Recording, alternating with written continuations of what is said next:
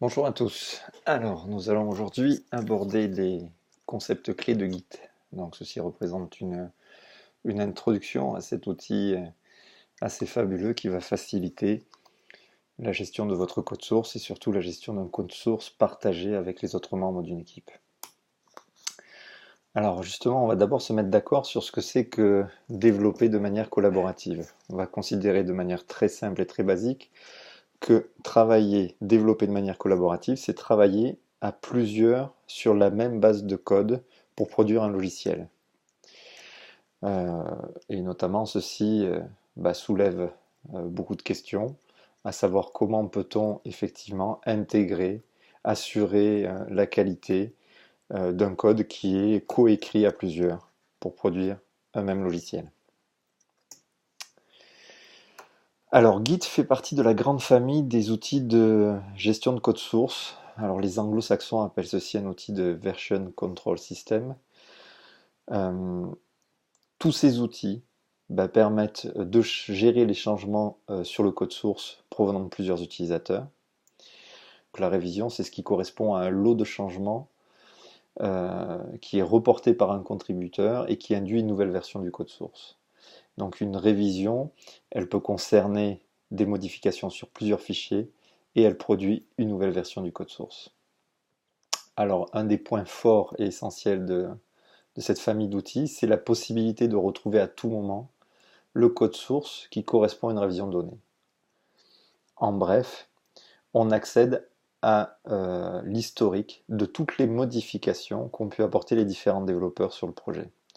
Donc ceci est extrêmement confortable, notamment par exemple quand on commencera à travailler sur un outil, sur un logiciel qui passera en production, puis pendant que les développeurs continueront à développer des fonctionnalités nouvelles pour ce logiciel, imaginez que la version de production révèle des anomalies, des bugs.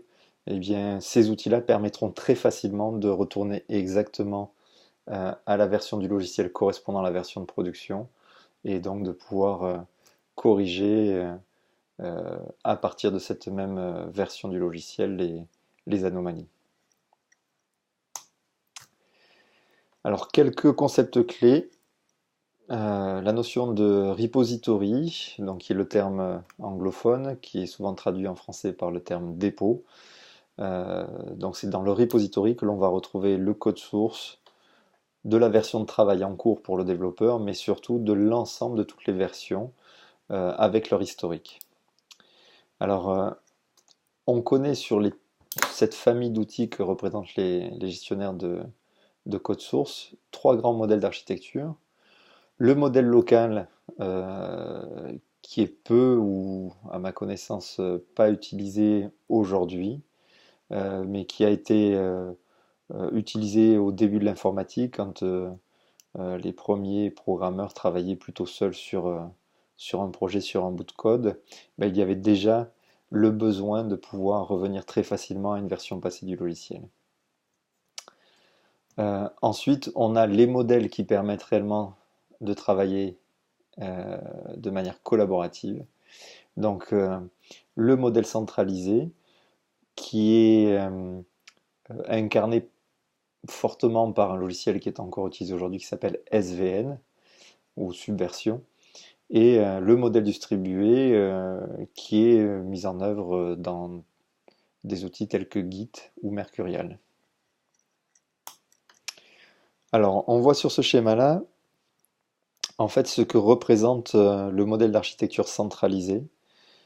En fait, sur le serveur central est stocké le repository, donc le repository avec l'ensemble des différentes versions du code source est stocké sur une seule machine, éventuellement redondée pour des besoins de sauvegarde et ainsi de suite. Mais le principe, c'est que la version complète du repository est centralisée, hébergée sur un serveur.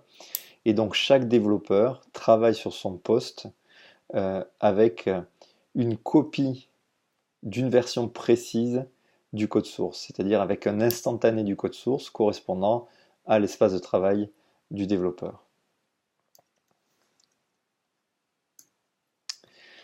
Alors, le modèle d'architecture distribuée, il introduit une approche différente. On retrouve cette idée que l'on peut avoir bien sûr sur un serveur, le repository avec l'ensemble des différentes versions du code source.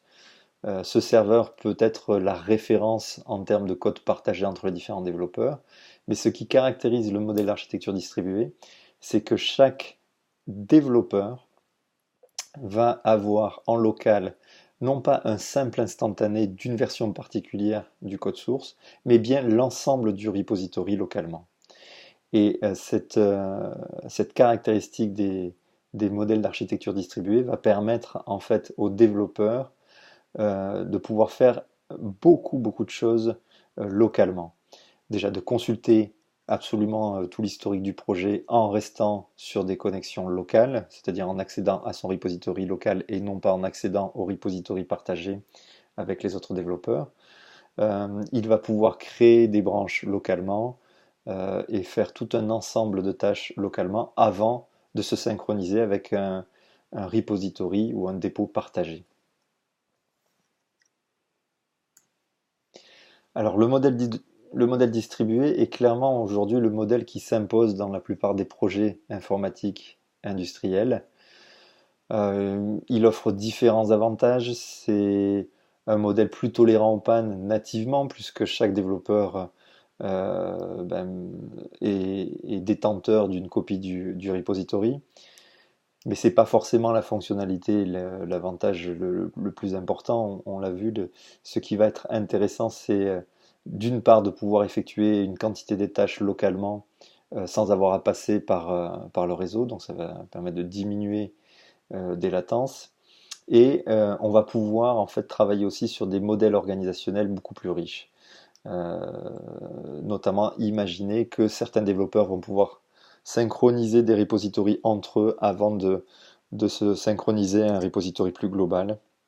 Donc on peut avoir des hiérarchies de repositories partagées, par exemple sur des très gros projets comme le projet de développement du noyau Linux.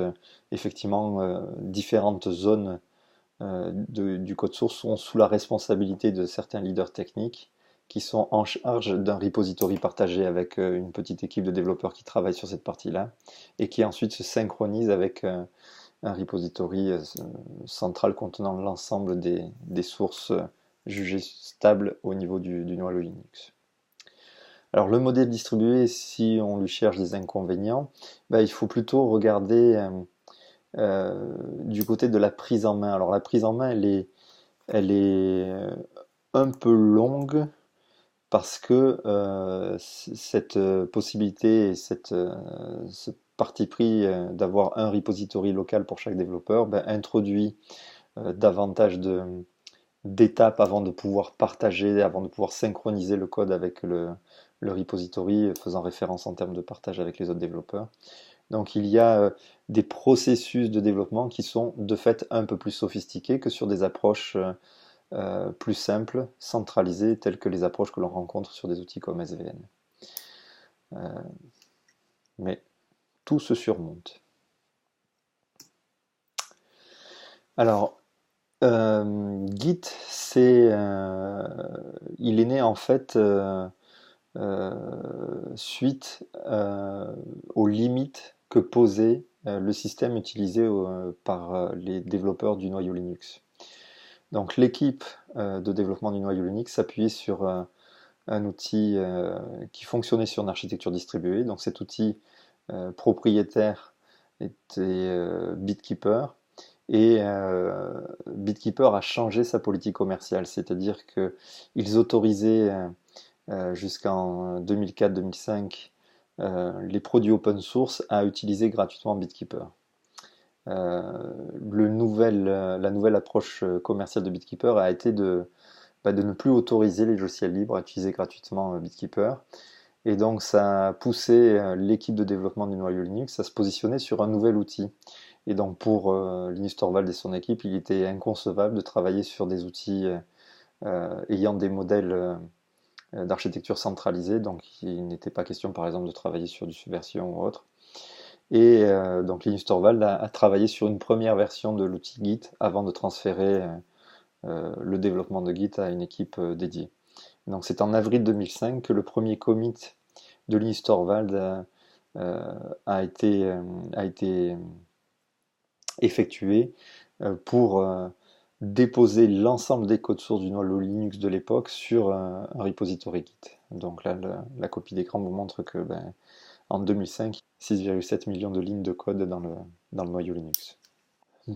Aujourd'hui, on a pléthore de projets industriels plus ou moins connus qui utilisent Git. Donc bien sûr Git lui-même, le noyau Linux qui est à l'origine de l'outil, euh, la base de données PostgreSQL, Ruby on Rails, euh, voilà, des quantités de projets et surtout en fait euh, clairement aujourd'hui si vous travaillez dans une société de service en tant que prestataire, il y a de très très fortes chances que les projets que vous développerez seront gérés avec Git pour tout ce qui est versionning du code source. Alors l'installation, elle se fait aussi bien sous macOS, Windows, Linux, plateforme Solaris et autres.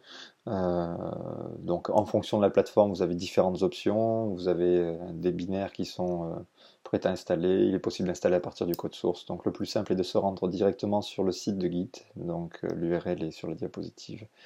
Et d'installer le logiciel sur vos machines en suivant les instructions qui vous sont proposées. Je vais m'arrêter là pour cette première partie.